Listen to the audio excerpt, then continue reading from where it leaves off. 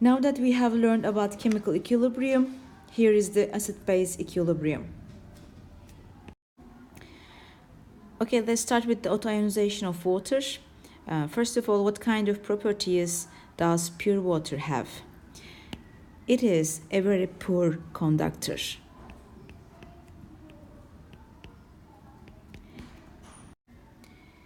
It can ionize a little bit to produce hydrogen plus 1 and hydroxide minus 1 ions. This process can be summarized as water molecule is ionized into hydrogen plus 1 and hydroxide minus 1.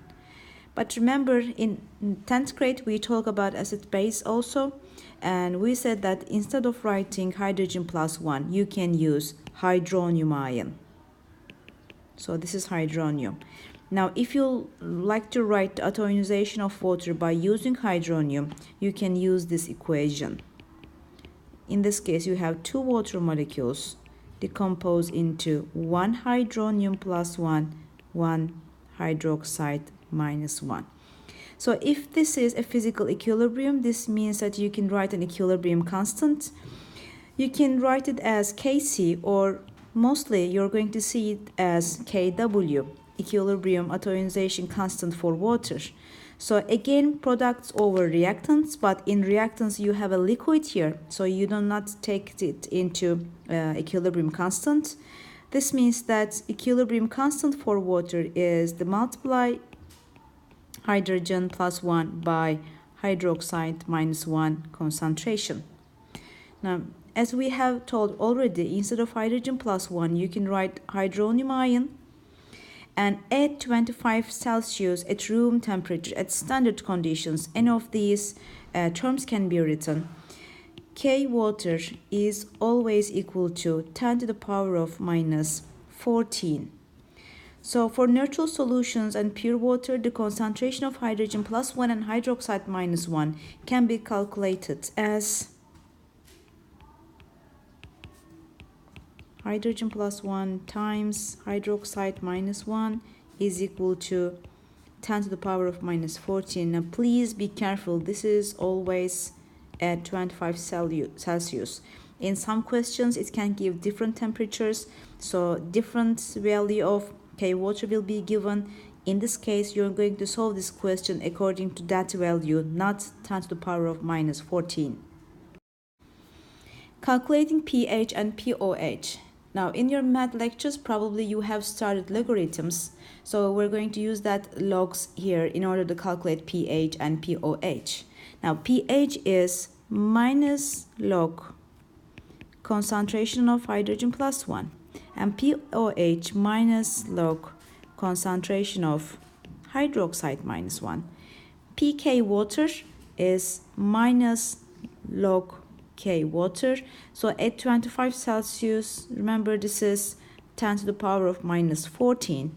So when you write that value instead of K water, you're going to end up with 14 here. That's why we have a scale differing between 0 and 14. So when you sum this pH and pOH up, it is always equal to 14, again at room temperature at standard conditions. Now comes the decomposition equilibrium of acid and bases, but first we have to tell a little about acid-base theories. Now we have three different acid-base theories. The first one is the Arrhenius, and in fact this is the one most of our problems is based on. It says, he says, acid is a substance which produces hydrogen plus 1, and base is a substance which produces hydroxide minus 1. In fact, the true way of saying this theory, Arrhenius says, if a substance is an acid, it increases the hydrogen plus 1 concentration in its aqueous solution, and if it's a base, it increases the hydroxide minus 1, it is basic in its alkali solution. What about Lewis theory? Acid is a substance which accepts electron pair, and base is a substance which donors those electron pairs. And finally, Bronsted-Lowry theory says acid is a substance which donors hydrogen plus 1 And base is a substance which accepts that hydrogen plus 1. So we use this Bronsted-Lowry theory in some equilibrium conditions. For example, that one. This is ammonia. We call it as the base 1.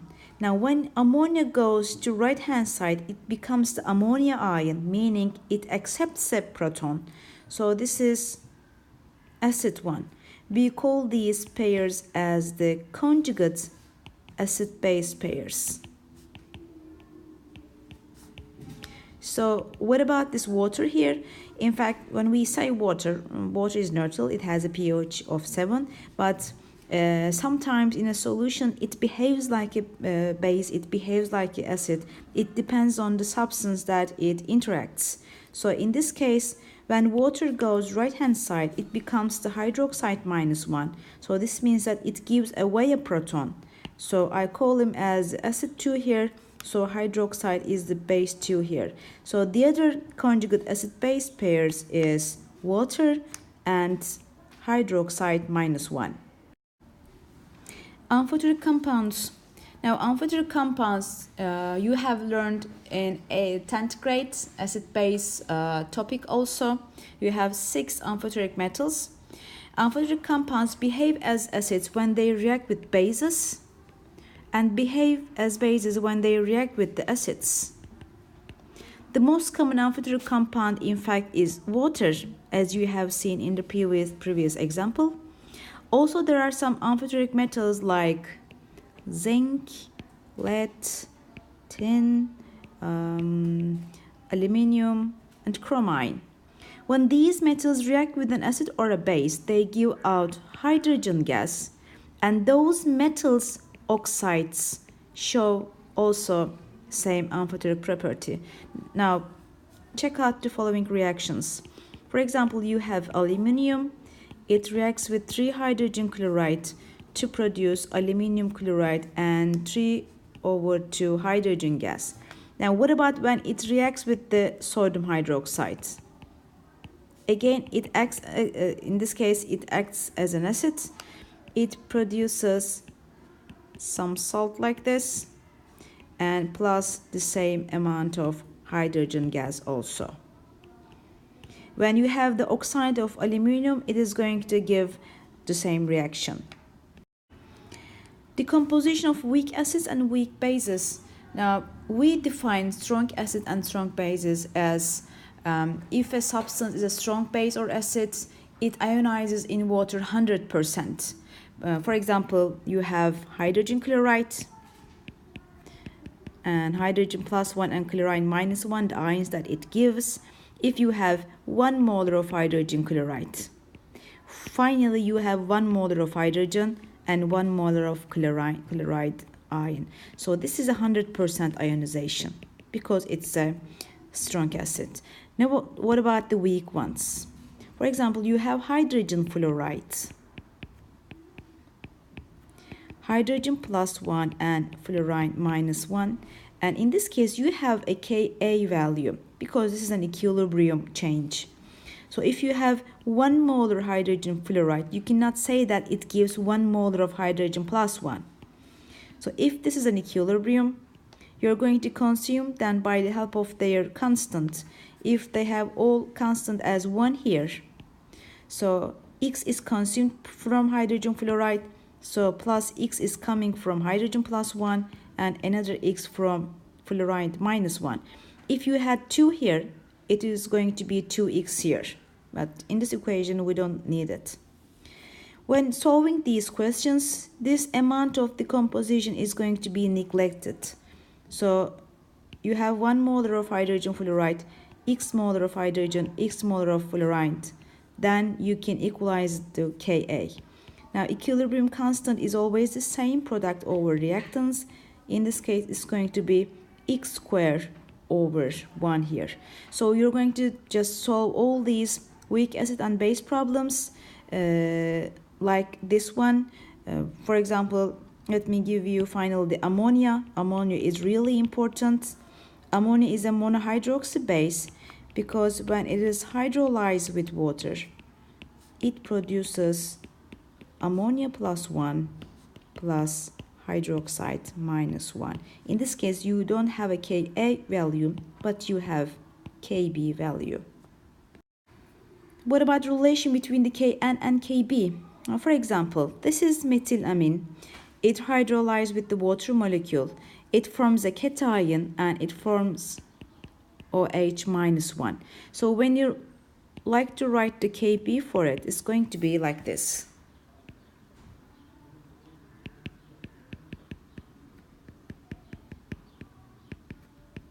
Times hydroxide over methylamine only. Be careful, water is in form of liquid. You don't take it into calculating K. Now, if this is a base here, this one is a base, then this cation is its conjugate acid. So this means that you can write hydrolysis for this one also. So when you just hydrolyze by water here, in this case, hydronium ion is going to be produced. So if you just write Ka for it, Ka is equal to this methylamine times hydronium over that big cation. So will you please multiply these two values and let's see what happens. When you multiply these values, this one,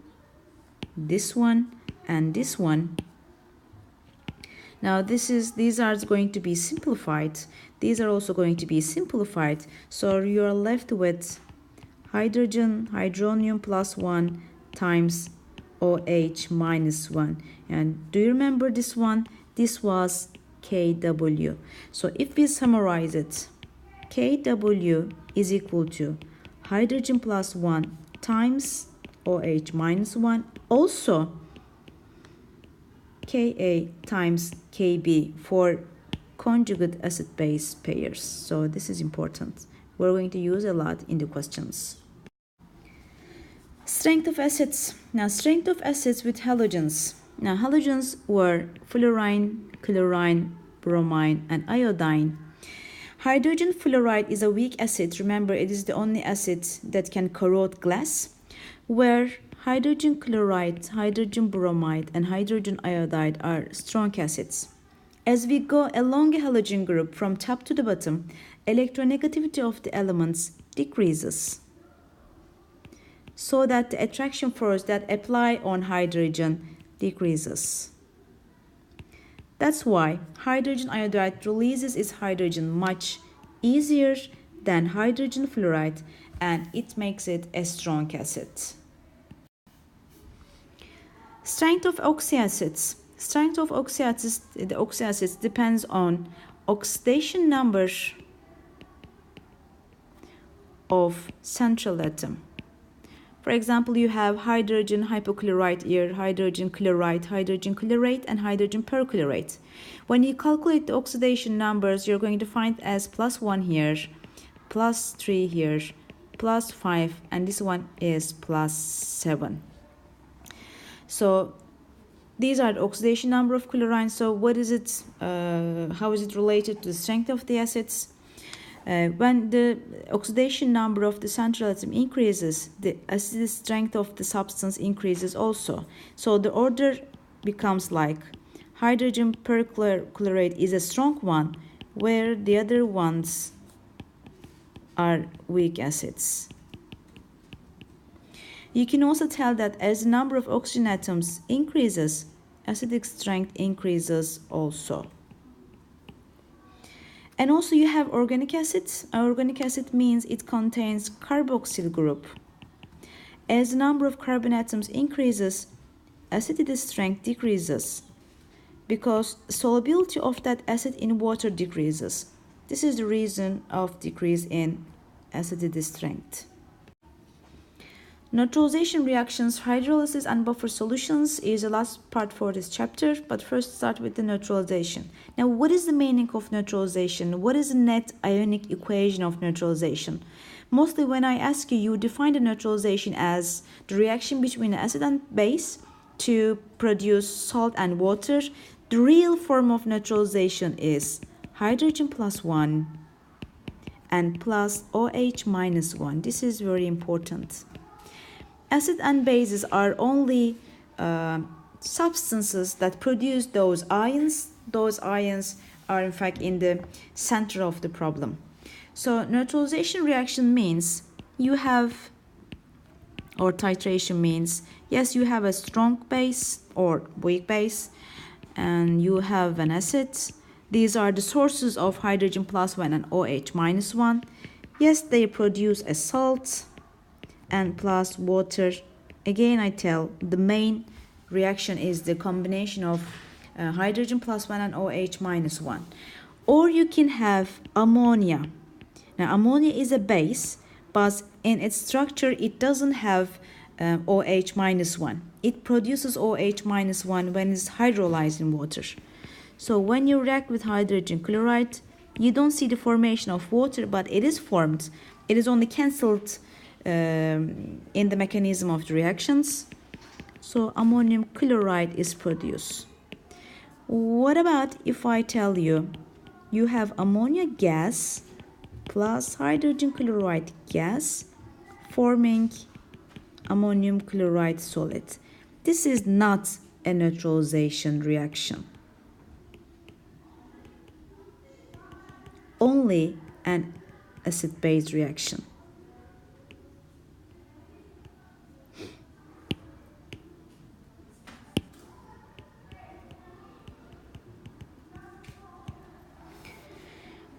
Okay, after the neutralization, if number of hydrogen plus 1 and number of hydroxide minus 1 equal, pH can be equal to 7 if you use strong acid and strong base. If one of them is weak, then the occasions are going to be changed. What else? If mole number of hydrogen plus 1 is higher than mole number of hydroxide minus 1, final solution's pH is going to be smaller than 7. Again, these are at room conditions. I have to tell that before solving the question. If vice versa is obtained, in this case, the media is going to be basic. Titration. Titration is a kind of a neutralization, but it is, let's say that, another name that we use in laboratories. Laboratories neutralization is carried out a method called titration. It is used to find the molarity of an acid or base solution. You have a breath, and in this breath there is the standard solution.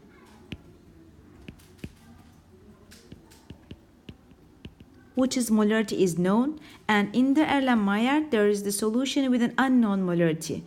To control the neutrality, indicators are used like phenolphthalein, methyl orange, etc. So that the neutralization point, also called as the end or equivalence point, these can be realized easily. At that point, the indicator changes its color because indicators have different colors for acid and bases. So when you do a titration in laboratory, you should just drop the acid really slowly so you don't miss the equivalence point. What about their graphics? Volume of base added, it says, you have pH and pOH graphics. If the volume of base is added, these are your standard solution. So what is unknown? Unknown is the acid's molarity. So this is the graphic drawn for acids. So if you have an acid, this means that you're going to have a pH lower than 7, and you add base into it by drop. After a while, the pH just increases like this. And at that point, the indicator changes its colors. So this is my end point. So you can just see the volume of base added in order to neutralize that acid completely. What about it is POH graphic? It's going to be vice versa. It's going to start from the top and goes like this. Again, you have an end point here. Now, if in this case acid is added, so your standard solution in bread is the acid. So unknown, you have unknown base molarity. So the graphics are drawn this base here. So if you have a base, it is pH is going to start from higher than 0 part, higher than 7 part, sorry. It's going to be lowered as you add the acid. Again, you have that equivalence point, but just be careful. I wrote the equivalence points as 7 here. This means that I use strong acid and strong base. Sometimes it can be weak acid or weak base. So equivalence points is going to be really different than 7 here. What about the POH? POH is going to be higher like this. Again, you have an equivalence point, 7 here. Hydrolysis. If a salt is produced from strong acid and strong base, like in the titration curves, pH of the resulting salt solution will be equal to 7, meaning no hydrolysis. So hydrolysis is kind of an equilibrium. We're going to show on next slide. If a salt is produced from weak acid and strong base, or strong acid and weak base, pH of the resulting salt solution will be different than 7. It depends on the type of the acid or base you have. Meaning there is hydrolysis, because the weak one has hydrolysis reaction, and it will have tendency to form an equilibrium reaction with water. And this is again called hydrolysis. In fact, for this one, you can write equilibrium reaction.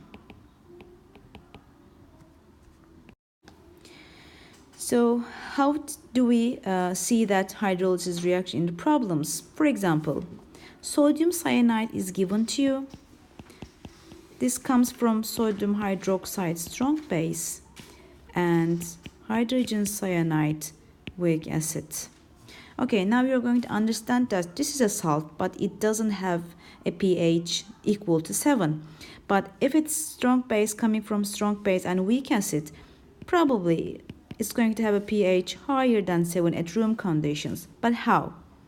Now, when you put sodium cyanide in water, it ionizes to give sodium +1 and cyanide -1. So sodium +1 comes from the strong base, so it doesn't need any conjugate acid here. Now, what about the cyanide -1? Now, cyanide -1 likes to be at equilibrium always with its conjugate friend, which is hydrogen cyanide. Now, this is the reason of hydrolysis. So you take the ion coming from the weak one, in this case this is cyanide, and you hydrolyze it. When you hydrolyze it, it produces hydrogen cyanide. This is what it wants. So when it takes one hydrogen from the water, it leaves hydroxide -1 alone in water. That's why pH of this salt is higher than 7. But how are you going to do the quantitative calculations? Now, for hydrogen cyanide, you have a Ka. So for cyanide ion, this means that you have a Kb here. Now remember, Ka times Kb was equal to 10 to the power of -14 at room conditions. So you're going to be given the Ka value for hydrogen cyanide. So by dividing that value with this K water, you're going to find that Kb and do the calculations based upon on this value. Okay, buffer solutions. If a weak acid and its conjugate base, or a weak base or its conjugate acid, dissolves in each other, buffer solutions are produced. So these solutions show resistance to change for change of pH like in blood. Now the pH of blood is nearly equal to 7.2, and if this pH becomes 7.3 or 7.4, it can be really fatal. So blood is a very good example for buffer solution. But in quantitative applications, what can you see as the example? For example, if you have ammonia and ammonium chloride in the same solution, or if you have hydrogen cyanide and sodium cyanide in the same solution, this means that they are buffer solutions. Here is my weak base, and here is its conjugate acid, and here is my weak acid, and here is my conjugate base. So these are the examples that we use commonly in the problems.